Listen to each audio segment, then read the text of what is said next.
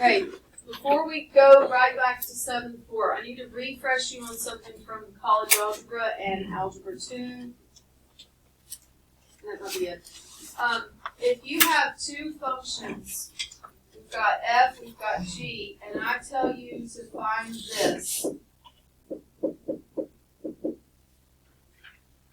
This means instead of taking a number and plugging it into the function and evaluating it, you're taking a function and plugging it into another function. It's called function composition. You're composing one function within the other.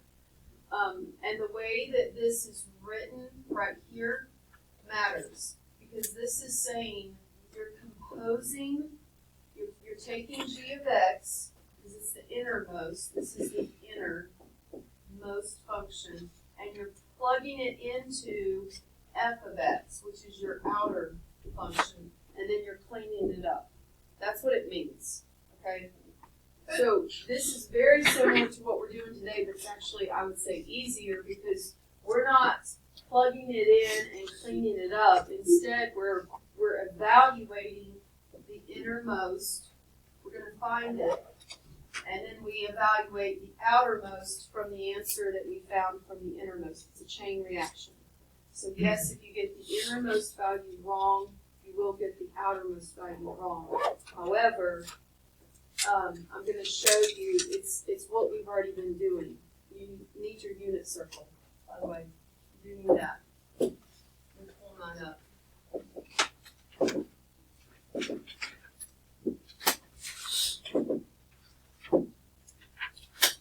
So it's exactly what we've been doing already, it's just we're doing it 2 times. Okay? So let's go to our notes. Remember, look at the top, focus on the top. I don't think there's one question on here where you let the calculator do it, and that's the one that has the decimal. That's how you know. But all the others are. All right, so look at the top, refresher. All you have to remember is with these inverse functions, look at the dark purple graphs next to each one. That's letting you know what quadrant you're allowed to answer from. That's important. And then remember, the question is, what angle, in this example A, what angle has a y value of square root 2 over 2 from quadrant 1 or 4? That's how you word the question to yourself.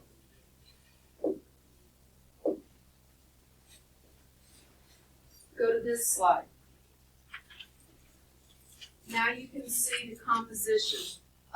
This says, remember from last semester, and this was another way to write it.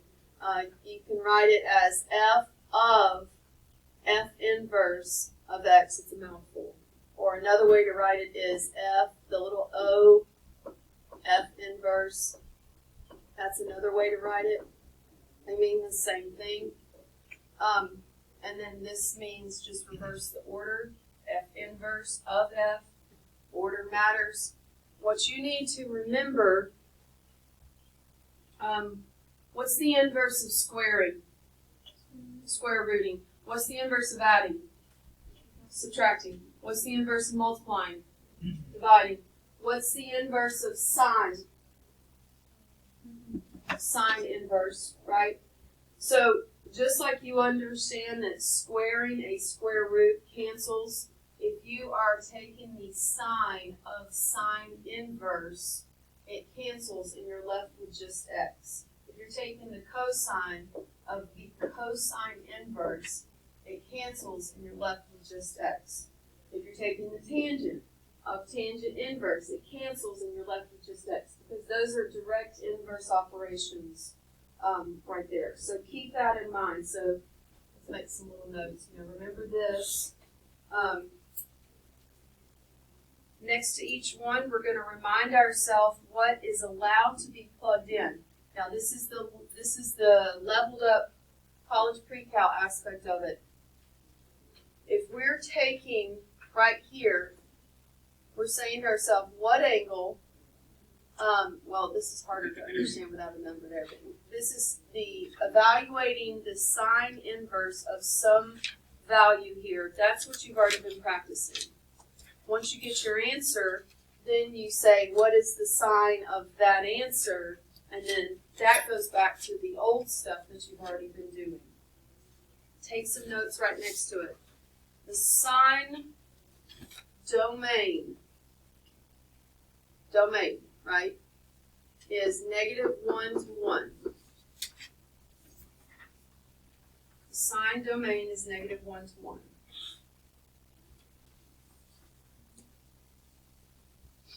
The cosine domain is -1 to 1. And then the tangent domain is all real numbers. Okay, now where I got that from was those graphs. Remember day one, we looked at the 3 graphs, and we said if we turn these graphs and graph their inverses, they're no longer functions, right? They failed the horizontal line test, which meant the inverse failed the vertical line test. Then we said somebody somewhere said, well, I want to be able to make these functions, so they restricted the domain. Remember that? They said, well, if you only pick numbers from -1 to 1, then you'll be fine. Or if you only pick numbers for cosine from -1 to 1, you'll be fine. So that's where those values are coming from. Let's make a note right here. These are the domain windows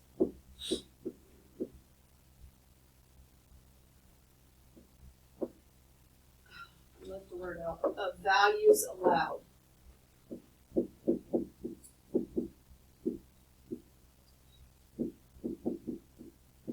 So the domain windows of values allowed. Now, if you don't know what that is actually doing, if you can't wrap your mind around what we just wrote,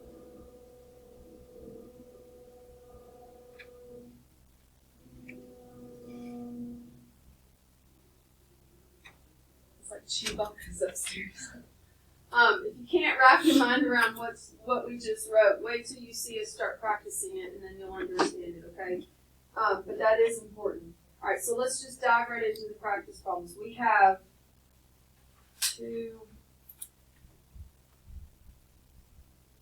12 practice problems to do together, and then we're done. So look at the first one. It says simplify the following, and if you read it, you see we've got it's okay. We just jumped right in because there's not much to do. It's cosine of cosine inverse is square root 3 over 2. You're going to start right here, draw an arrow, and you're going to say, ask what angle has this value. In this case, is it x, y, or y over x? Cosine means what, Phil? X. So I'm going to put right here this x value. And it's x because it's cosine. So what angle has this x value? Well, you've got to remember where cosine's allowed to be pulled from. It's not all 4 quadrants. Cosine is the C laying down, right? If you think about it, that's how. I just remember S, C, and then T. Cosine's the one laying down. That runs from 0 to 180. Okay.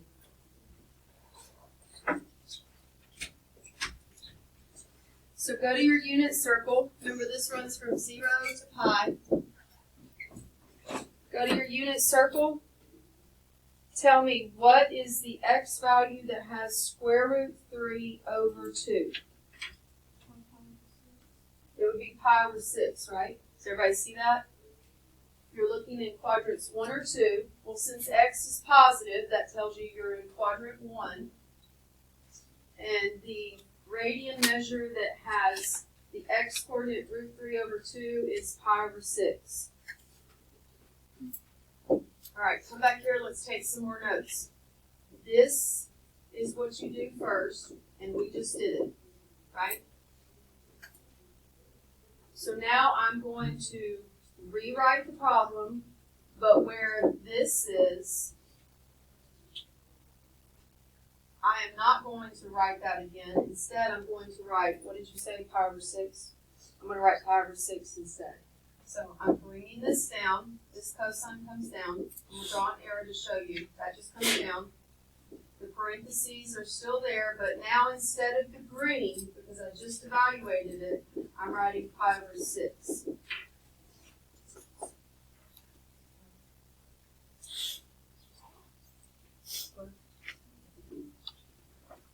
And you should notice you come right back to square root 3 over 2. Go to your unit circle, find pi over 6. Don't forget how to do this. This is from chapter 6. When it's regular trig, it means go to your unit circle, find the radian measure, and tell me, in this case, the x-coordinate. What is the x-coordinate? At pi over 6.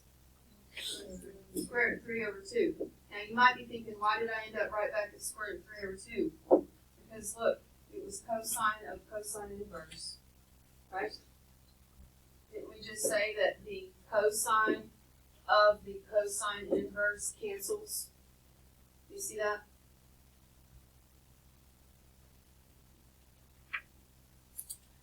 I'm going to make a side note over here.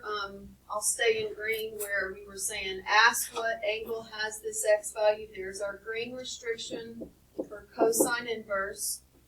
And the question was cosine inverse square root 3 over 2. And we said the answer was pi over 6. That's where the pi over 6 came from. We evaluated the innermost one, just like the beginning of 7.4. Then we replaced it and evaluated the outermost one, just like chapter 6. Okay? So it's a 2-layered question. Now the next one's nice because it's a decimal. Go to your calculator. You might be thinking the answer is 1.8. Go to your calculator and confirm. You're typing the sine of the sine inverse of 1.8. Doesn't matter what mode you're in. You should get an error.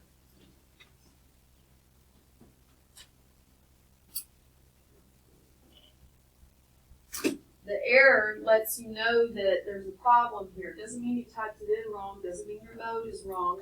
Yes, you would think to yourself, well, the sine of sine inverse should cancel, and I should be left with 1.8, but there's a problem. Go back to what we said yesterday in that small little bit of time that we did the practice question. Sine and cosine are never what? Remember? They're never greater than 1, and that's because the fraction for sine and cosine always involves the hypotenuse in the bottom, which means it's always a number, a fraction, or a decimal less than 1. So right here, if you were looking at it too quickly, you could go to your calculator and check. Let's take some notes. Since this is a decimal, that lets you know, go to the calculator. Some people say, I don't know when I can use my calculator. Well, if it's a decimal, use your calculator. We're not evaluating stuff with decimals by hand. But you end up finding that it's undefined. Let's be clear, and this is because, this is important, the sine inverse has domain, and it runs from -1 to 1. Now, what would I expect you to write on the test? I would expect you to say either sine can't be greater than 1, or I would expect you to say domain error, or you could say sine inverse is between -1 to 1. You would have to say something to explain. You can't say because the calculator said it couldn't evaluate it. But just remember, sine is opposite over hypotenuse. The hypotenuse is the larger number. Cosine is opposite or adjacent over hypotenuse. hypotenuse is the larger number, which means those fractions are never greater than 1. All right, let's keep practicing. We got 10 problems left. Go to the next slide. I copied the box up there. This box now is explaining the reverse order. If you notice, look at the difference between these two boxes. Let me change colors. This box is saying if you're composing normal trig of the inverse, right? Normal trig of the inverse. This box is saying it's the inverse of the normal trig. Okay? So when you switch the order of those, you're switching the restrictions around. You still need to keep in the back of your mind those domain errors for the functions that we wrote on the last one, and then the range errors. That would be the, let's see, sine is this, right? I'll just write it above it. This is sine inverse. Cosine is where it's laying down. And then tangent is where it's open, but just like sine.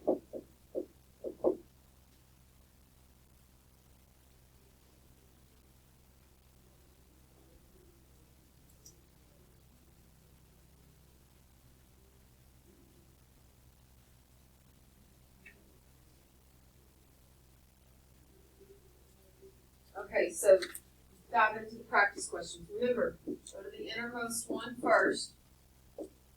Can y'all read what I'm writing if I write with the pen on that small, or does it need to be bold? Can y'all read that? Everybody good? Okay. All right, so we're looking at the innermost one first. The way you ask yourself, the way you address this is you go to the unit circle. You're going to find pi over 6 right here. This is a tangent problem, which means what is involving? Like what's it entail? There's what? Y over x, and possibly rationalizing, right? So remember yesterday where I said it helps to knock out the two tangents that are ugly, knock them out on like a little sheet of paper and hold it to the side so that you don't have to keep coming back and doing it over and over. Here's what I meant by that. So if you have like a Post-it or something, you've got either one coordinate point that's 1/2 root 3 over 2. You've got another coordinate point that's root 3 over 2, 1/2. Now give or take subtract some negative signs. If you found tan of this, that would be y over x, which would be root 3 over 2 over 1/2. And then what would I do to clean this up? 3 words. Keep, change, flip. I saw a lot of people write, not KFC, I do it every time. K, change, flip, KCF, right next to that on your test, and I like to see that because it made me think that you were remembering us saying, you know, you're going to keep, change, flip here. Keep, change it, flip it, and then those cancel. So this ends up being the nice one, right? So tan of that one will be root 3. Watch your signs, depends on what quadrant you're in. All right, so this one is going to be the ugly one. And you could work it out if you wanted to, or if you already know what the ugly one looks like, you know, you can just run with it. We got keep, change, flip.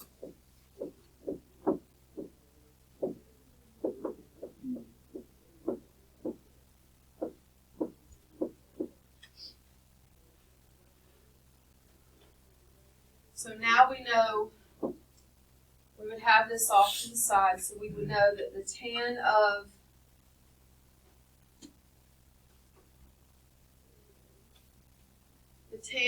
this is root 3, and the tan of this coordinate point is root 3 over 3. So we don't have to do that again. Alright, so that would be on a little sheet of paper, like off to the side next to you. Now let's come back to our notes and actually evaluate. Okay. So we've got tan inverse of tan of pi over 6. What is the point for pi over 6? Can someone read it to me? Like, what's the coordinate point on the unit circle at pi over 6? Okay. So I'm going to write that down right there so that I don't have to keep looking back at my unit circle. Then I'm going to find the tan of pi over 6.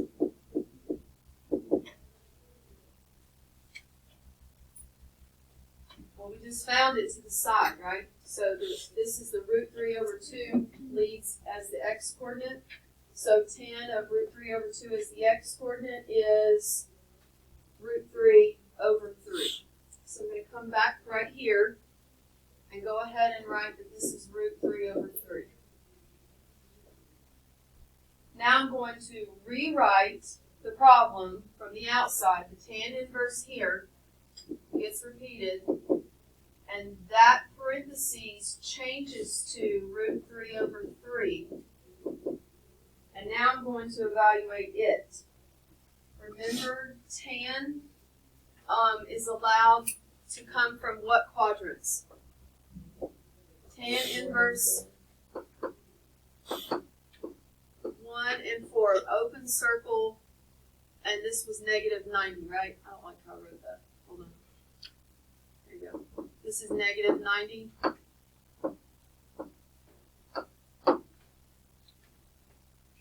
So that's me just reminding myself where I'm allowed to pull from.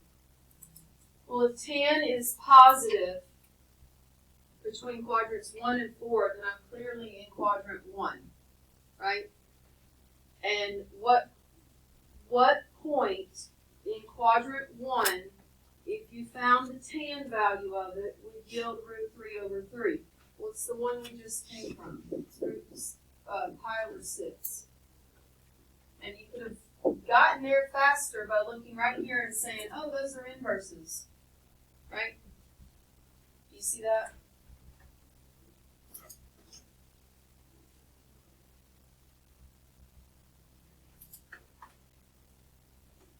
You do just have to remember, I'm going to show you, so something's going to happen in D, and I'm going to show you where you just have to keep in mind what quadrant you're allowed to answer from.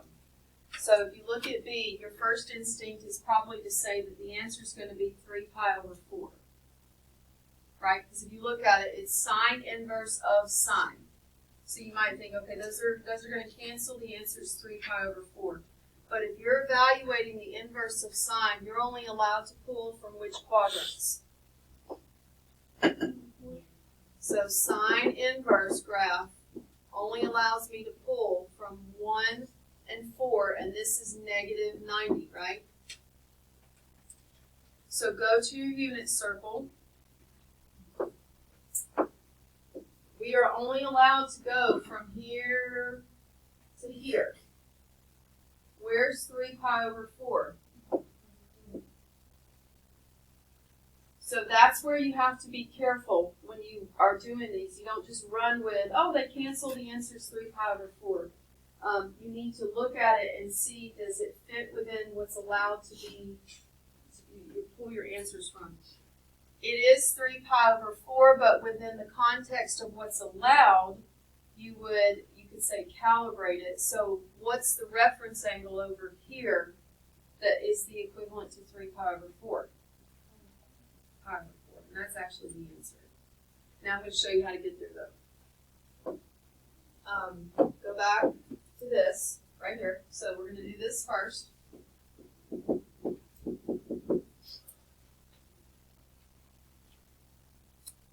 So we're just evaluating regular sine, 3 pi over 4.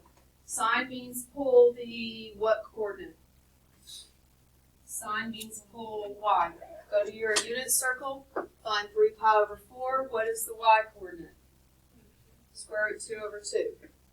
So this is equal to 2, square root 2 over 2. So I'm going to rewrite sine inverse, parentheses, square root 2 over 2.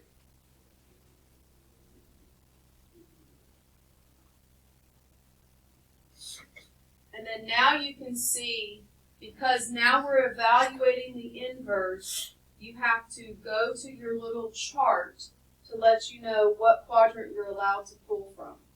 And that's where it brings you over to quadrant 1. Quadrant 1, the radian measure that has a y coordinate of root 2 over 2 is pi over 4. So while these are really not bad in terms of you're just looking at it and answering the question from the chart, from the unit circle, the trick is just remembering that if it's an inverse function, you have to use your little chart, your 3 little pictures, to know what quadrant you're allowed to answer from when it's inverse, okay? When it's regular sine, cosine, or tangent, it's a free-for-all. Just remember, sine and cosine is never greater than 1, ever. Tangent is. Tangent can be, but sine and cosine can't. Let's go to the next ones. Now let's mix it up, because this was really boring doing the inverse of itself. Now let's throw in a different trig function evaluating from a different trig function. Just remember, sine means pull what? What coordinate? Sine means pull the y, cosine means pull the x, and tan means to find y over x, but we've already done that, right? We've already done that with our 2 possible points. They're ugly. Okay, so look at this one. This is an inverse. This means be careful, watch your chart. So tan inverse runs from quadrant 1 to quadrant 4. Don't forget it's negative. And also don't forget that those are open circles on that y-axis, which means it doesn't actually touch it. All right, so if tan is negative, what quadrant am I actually in? I'm actually over here. Does everybody agree? If tan is negative, I'm in quadrant 4.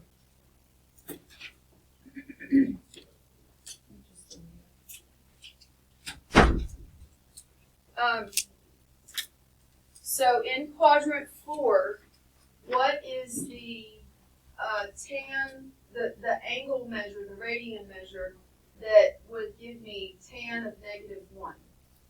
So quadrant 4, I'm right here. Which one is going to give me tan of negative 1? 7 pi over 4, but, do you remember? This is running to negative 90. So while it is 7 pi over 4, you want the radian or the angle measure, look at the degrees. While you were saying it's 315, what's the reference angle from 315 to 360? 45, right? What's the gap? 45. So look up here, 45, what's the actual radian measure? Pi over 4. So instead of saying it's 7 pi over 4, you're going to say that it's negative pi over 4. Does that make sense? You're not allowed to answer with these radian measures in quadrant 4 that you see. You have to use the reference angle, and your guide is the radians in quadrant 1. You just make them negative. Okay. All right. So come back to this. Okay. So tan inverse of negative 1 is coming from negative pi over 4. So that is negative pi over 4. Bring down the sign.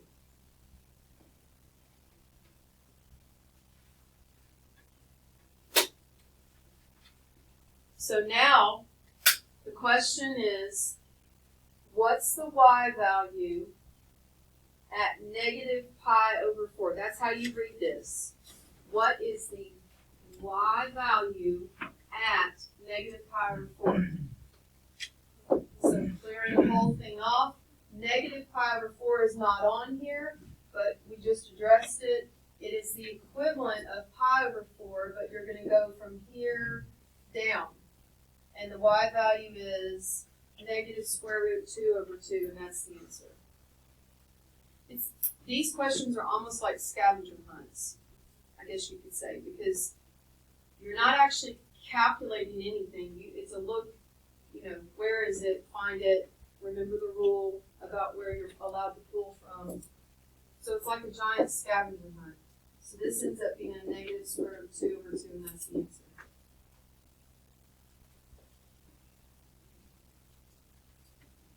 And I think you should be able, I've never done it because, I don't know why, I've never answered it in my calculator, but you should be able to confirm this in your calculator and verify that you have the same decimal as if you typed that in your calculator.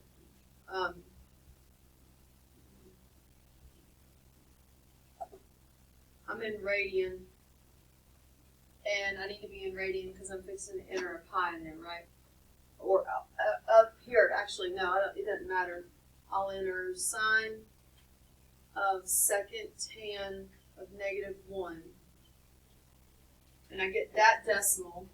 Then I'm going to type negative square root 2 divided by 2 and confirm that I get the same decimal. So you can check your answer. Type the original problem, then type what you think the answer is, and they should match. Okay? All right, let's do B. B says evaluate the cosine inverse of sine of pi over 2. Okay, remember, go in, do the innermost one first.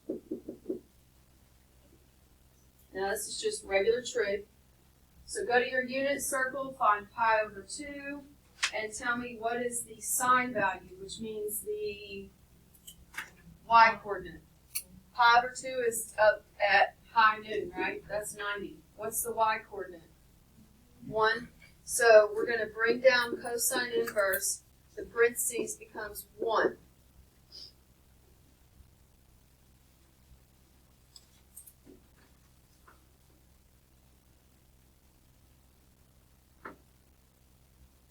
Okay, now it's saying this is the inverse. Okay, so we've got to watch our restrictions. Cosine inverse runs like the C laying down from 0 to pi, right? Okay, and it says, what is the x coordinate? The inverse means what angle on your unit circle within quadrants 1 or 2 has an x coordinate of 1. Well, where is x1 on here? Right here, correct? Isn't that where, this is a quadrantal angle, which is why it feels weird. What is the coordinates of this? This is right 1, and then don't move, correct? Okay, so it's saying where on a unit circle is the x coordinate a 1, and it would be right here. And now what is that as a radian measure? Well, it's 0. 0 degrees, or 0 pi, or just 0. Now, if you feel weird answering it like that, go to your calculator and just type in the original problem, and you're going to see that it's 0. You can say 0 pi, you could say just 0, you could say 0 degrees, it doesn't matter. Okay, 6 more practice problems. I would love to see if you can do them, and then we'll check them, okay? So try them first for a few minutes, and then I'll come in and say, all right, where are you stuck, anybody?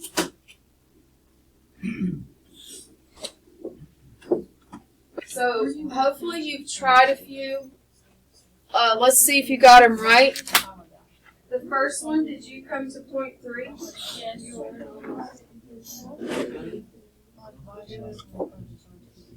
This ends up canceling, and this is less than 1, so everything's okay. And you could have typed it in the calculator as well, but you would get that this is point 3. That would be a calculator problem, right? If you're not sure about yourself. That's the other one, is a calculator problem. Just kidding. I'll close like 3 nights this week. Cosine inverse of cosine. So start with the innermost one. Cosine of negative pi over 4. Negative pi over 4 on the unit circle is not actually there. It's, well, this is already highlighted. Negative pi over 4 means rotate from the initial side down to quadrant 4. That would be the reflection, like the symmetry of pi over 4, negative pi over 4. What's the x coordinate there? Square root 2 over 2, right? So that ends up being square root 2 over 2. Bring down the cosine inverse. Remember, cosine runs from quadrant 1 to 2, and it's saying that the x-coordinate is positive, so that means you're in quadrant 1. And what is the angle where x is root 2 over 2 in quadrant 1? What's the radian measure? Pi over 4.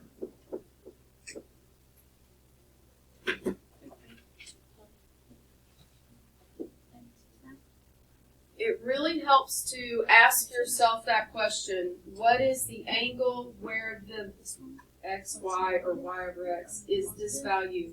Because then it helps you to know where to look. E9, evaluate this first. This is inverse, that means we have to be careful. It's positive, so that tells me I'm in quadrant 1. What is the radian measure at where x is root 2 over 2? What is the angle where x is root 2 over 2 in quadrant 1? Pi over 4. So this becomes pi over 4. Bring down tan. And then what is, this is regular trig, what is the tan of pi over 4? Y over x, and pi over 4 is where it matches, so it's 1.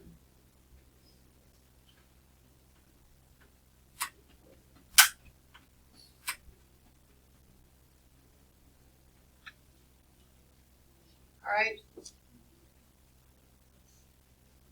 Cosine pi over 6. This means what is the x-coordinate at pi over 6? Is it square root 3 over 2? Bring down sine inverse. Sine runs from quadrant 1 to 4 into the negatives. If y is positive, we're in quadrant 1. And this is how you ask yourself this question. What's the angle measure, or radian measure, where the y is root 3 over 2 in quadrant 1?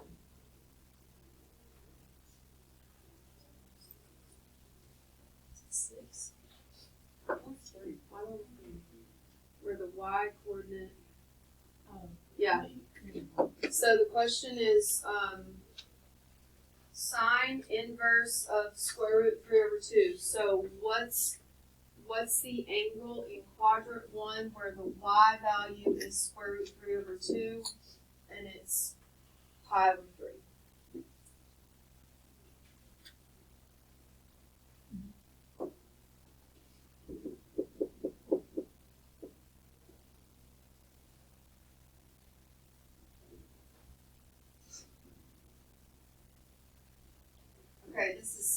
inverse, watch your quadrants. Negative 1/2. Okay, so this is saying, hey, y is negative. That tells me I'm in quadrant 4, which means watch out, because remember it's negative radian measures. Where is the y value in quadrant 4, negative 1/2? It's 11 pi over 6. We can't answer with that. We have to answer with it's symmetrical, right? The symmetry tells me that it's pi over 6, but it's negative because it's going down. So this would be negative pi over 6. Bring down the tan. And then now this goes back to that thing that I said is helpful to have on a piece of paper, because now we don't have to evaluate tan. We already did it at the beginning of the assignment. We already have our tan values here, the ugly ones. Where in the world is Carmesine? Okay. Tan runs quadrant 1 to 4. So what is, and this is regular tan, so find it. That means find y over x of negative pi over 6. So negative pi over 6 is this coordinate point. So root 3 over 2 as the leading term, or as the x-coordinate right here. So it's this, but I'm in the negatives, right? I'm in quadrant 4, so it would be, what do I adjust there? It would be negative root 3 over 3, because you're in quadrant 4. Remember, we just did these with positives, so we would have it. So over here, it would be negative root 3 over 3.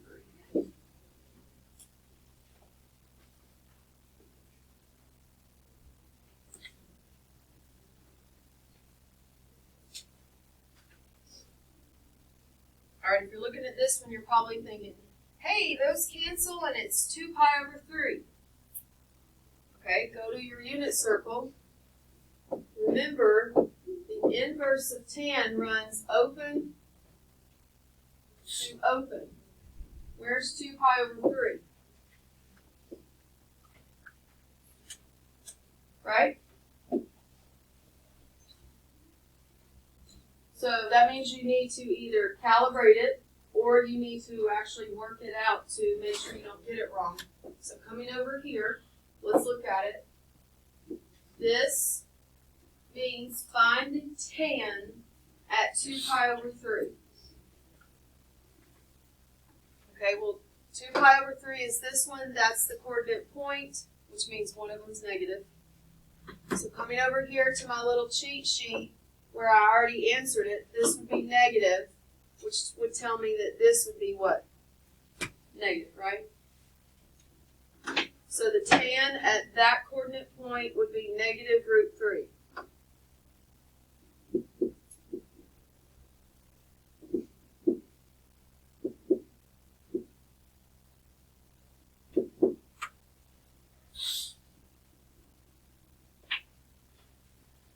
Now we have inverse, which means watch out, you're in quadrants 1 or 4. Well, it's negative. That tells me I'm in quadrant 4. And it's saying, what is the angle that would have a calculated tan of root 3? So this is tricky, but this is helpful. Because you would say, okay, then I'm looking for that point. Ignore the sign there. I'm in quadrant